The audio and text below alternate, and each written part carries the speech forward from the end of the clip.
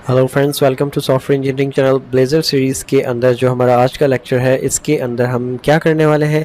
हम अपने इस प्रोजेक्ट के अंदर दो न्यू वेब पेजेस को ऐड करने वाले हैं और वो पेज कौन से हैं मैं आपको दिखा देता हूं। मैंने ये पेज रखे हुए हैं। एक तो पेज है लॉगिन का, ये वाला पेज मैं आपको रन करके दिखा रहा हूँ। ये देखें, ये पेज है और ये मैं पेज लगाऊंगा कि जब कोई एडमिन पैनल को डायरेक्ट ओपन करने की कोशिश करेगा तो उसको आगे लॉगिन का बोल के रोक दिया जाएगा और कहा जाएगा पहले आप जो है लॉगिन करें। ठीक हो गया। सो पहले तो मैंने एक ये पेज लगाना है और दूसरा पेज जो है जो मैंने ऐड करना है वो है एक्सेस डिनाइड का पेज। वो ये वाला है 403 का। मतलब ये कि हमारे पास डिफरेंट किस्म के रोल होने वाले हैं। एक होगा एडमिन फॉर एग्जांपल, एक होगा मैनेजर। ठीक हो गया। सो अगर मैनेजर वो पेज खोलता है जो कि उसको अलाउ नहीं है और उसको बाय किसी तरीके से उसका लिंक मिल गया था और वो उसको जैसे खोलने की कोशिश करता है तो उसके सामने ये वाला पेज आ जाएगा और उसको लिखा हुआ आएगा कि हम आपको अंदर जाने की इजाज़त नहीं दे सकते क्योंकि आपके लेवल के बंदे को यहाँ पे जाना अलाउ नहीं है।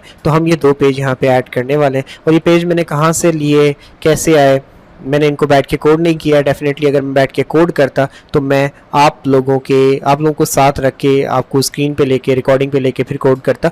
मैंने इनको इंटरनेट से जाके गूगल किया है कि मुझे एरर 403 का पेज का फ्री टेम्पलेट चाहिए, तो आगे से मेरे पास ये डाउनलोड होके आ गया और मैंने लॉगिन पेज टेम्पलेट इन HTML लिख के गूगल किया तो वहाँ पे बहुत सारे आ गए और उसके अंदर से जो मुझे एक पसंद आया मैंने उसको उठा लिया और स्लाइटली उसको एडिट कर लिया और अपने हिसाब से एडजस्ट कर लिया। तो अब ये पेज है, मैं इनको एडजस्ट करूँगा अपने प्रोजेक्ट में जाके। तो सबसे पहले मैं लॉगिन का ये पेज है, मैं इसको एडजस्ट करना चाहता हूँ। तो उसके लिए मुझे इनका कोड चाहिए। तो मैं इस फोल्डर के अंदर राइट क्लिक करके शो मोर ऑप्शन पे जाता हूँ और ओपन विद कोड कर लेता हूँ ताकि ये फोल्डर मेरे पास कोड में खुला हुआ आ जाए, VS कोड में, ताकि हम उससे आगे फिर उस पर काम कर सकें।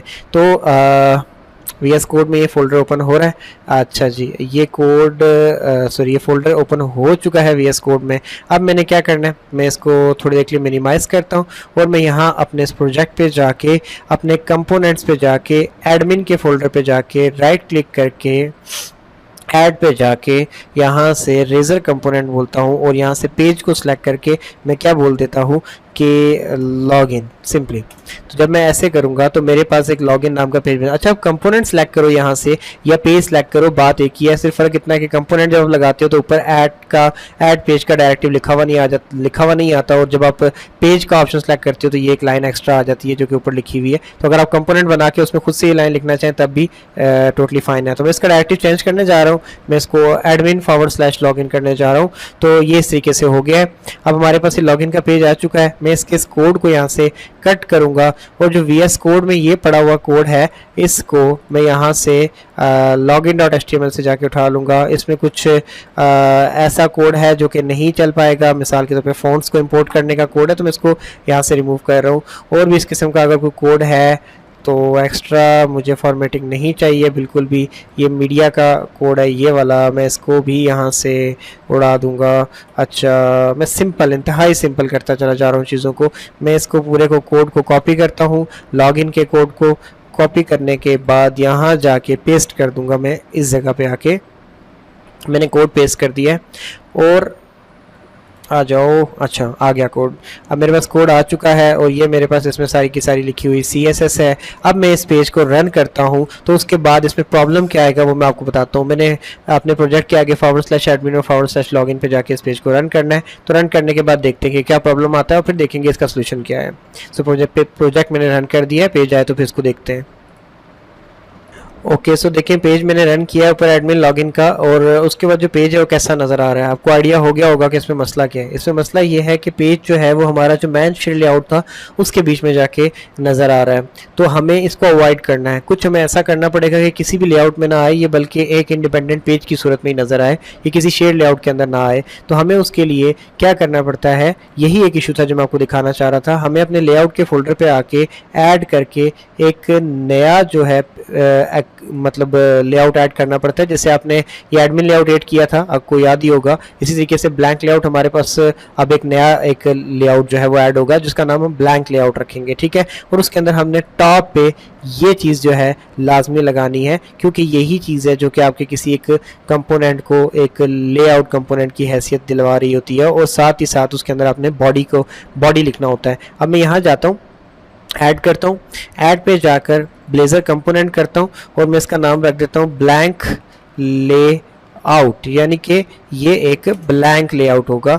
और जब ये ब्लैंक लेआउट तैयार हो चुका है तो मैं इसके अंदर ये जो हेडिंग है इसकी जगह जो मैंने अभी लाइन कॉपी की थी इनहेरिट्स लेआउट कंपोनेंट बेस, ये लिख देंगे। और इस जगह पे जाके हम इसमें क्या लिख देंगे, एट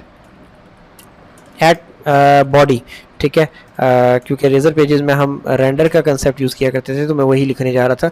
एंड दैट्स इट। इसके अलावा आपने इसके अंदर कुछ भी नहीं करना है। आई डोंट थिंक सो कि इसकी भी ज़रूरत है आपको। अब यहाँ पर जाके आपने क्या करना है कि ये जो ब्लैंक लेआउट है इसको आपने यहाँ पर जाके इम्प्लीमेंट कर देना है इसके ऊपर, एट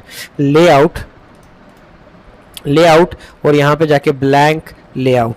तो इससे क्या होगा कि ये ब्लैंक लेआउट को एज अ शेयर लेआउट उठाएगी तो उसमें कुछ है ही नहीं, तो ये अपना वजूद खो नहीं पाएगा फिर लॉगिन का पेज। तो अब मैं दोबारा से इसको रन करता हूँ, फिर चेक करते हैं कि सही से नज़र आ रहा है या नहीं आ रहा।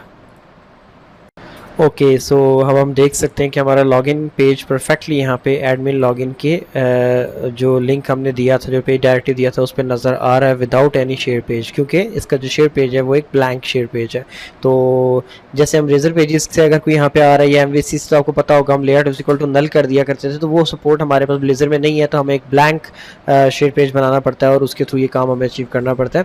खैर, हमारा ये काम हो चुका है। अब हमने क्या करना है, हमने दोबारा से अपने प्रोजेक्ट को स्टॉप करना है और जो हमारा नेक्स्ट पेज है जो कि कौन सा वाला है, वो है हमारा एक्सेस डिनाई डॉट HTML का पेज। तो अब हम ये बनाने जाएंगे। तो उसके लिए हम कंपोनेंट में जाएंगे, एडमिन में जाएंगे, राइट क्लिक करके ऐड पे जाकर यहाँ से दोबारा से ब्लेजर कंपोनेंट हम ऐड करने वाले हैं और उसका नाम हम क्या रखेंगे, एक्सेस DENIED एक्सेस डिनाइड। ठीक हो गया। अब हम ये इस नाम का पेज हम बना लेंगे। ठीक हो गया। तो जब हमने एक्सेस डिनाइड के नाम से एक पेज बना लिया तो ये देखें पेज बन गया। ए कैपिटल ही रखिएगा, स्मॉल के साथ ब्लेजर काम नहीं करता है। मैं यहाँ पे / लगा कर तो एडमिन को डाल रहा हूँ क्योंकि हमारा एडमिन / एक्सेस डिनाइड का पेज आया करेगा। और फिर उसके बाद मैं यहाँ पे भी जाके एट लेआउट करके इसको यहाँ पे मैं क्या कर दूंगा, ब्लैंक लेआउट, ताकि यहाँ पर जो हमारा भी लेआउट है इसके ऊपर भी कुछ शेयर लेआउट ना आने लग जाए। और ये जो एक्सेस डिनाइड लिखा हुआ है इसकी जगह में जो हमारा पेज की जो HTML है मैं उसको उठा के कॉपी पेस्ट करने वाला हूँ। और इसके अंदर हमारे पास CSS भी है क्योंकि, तो उसको हम सेपरेटली पेस्ट करेंगे। इसको मैं उठाता हूँ, Ctrl+A Ctrl+C कॉपी किया, यहाँ पे जाके पेस्ट किया और पेस्ट कर लेने के बाद ये हमारा CSS का वो है। तो अब इसको लिए हम क्या करेंगे, 403 page.css के नाम से हम www रूट के अंदर जाकर ओपन ही बना लेते हैं। वैसे तो हम फोल्डर बना सकते हैं लेकिन इतने से काम के लिए क्या फोल्डर बनाइए, स्टाइल शीट बना लेते हैं। और मैं स्टाइल शीट को जो नाम दूंगा वो 403 page.css के नाम से 403 page.css और इस नाम से मैं एक फ़ाइल तैयार कर लूँगा। और मेरी ये फ़ाइल ओपन हो चुकी है। और अब मैं इस फाइल के अंदर जो ये CSS की जो फाइल है इसके अंदर लिखा हुआ जितना भी कोड है मैं इसको यहाँ से Ctrl+C करके कॉपी करूँगा। कॉपी करने के बाद इसको मिनिमाइज़ करके यहाँ पे पेस्ट कर दूँगा। और यहाँ पे इसको पेस्ट करने के बाद मैं इसको बंद कर दूँगा। और यहाँ पे पेज आई होप सो कि लिंक हो चुका है 403 page.css के नाम से। ये देखें यहाँ पे लिंक हो गया है। ठीक हो गया। सो अब हमारे पास इसमें CSS भी लग चुकी है और हमारा एडमिन के अंदर एक्सेस डिनाइड का एक नया पेज जो है वो क्रिएट हो चुका है।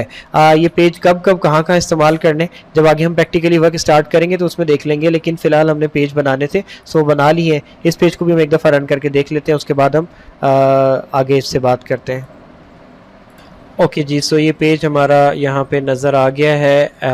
एडमिन एक्सेस डिनाइड के ऊपर मैं गया हूँ तो यहाँ पे नज़र आ गया है। थोड़ी सी मैंने मिस्टेक कर दी थी, यहाँ पे मैंने अंडरस्कोर लगा दिया था, इसको यहाँ पे डैश कर लिया और फिर यहाँ भी इसको हमने डैश करके तो कॉल किया। तो देखिए हमारा पेज नज़र आ गया।